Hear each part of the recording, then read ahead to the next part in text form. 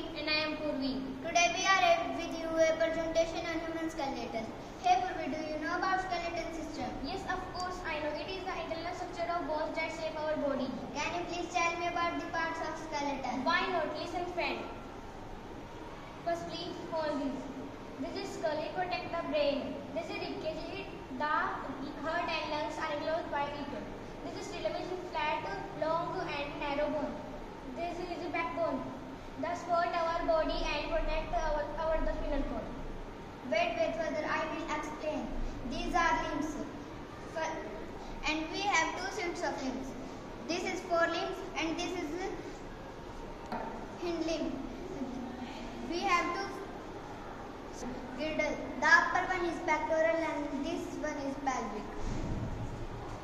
Now it's time to boost yourself. Guys, do you know the brain is highly energy demanding and uses 20% about oxygen and glucose supply. Thank you and have a nice day.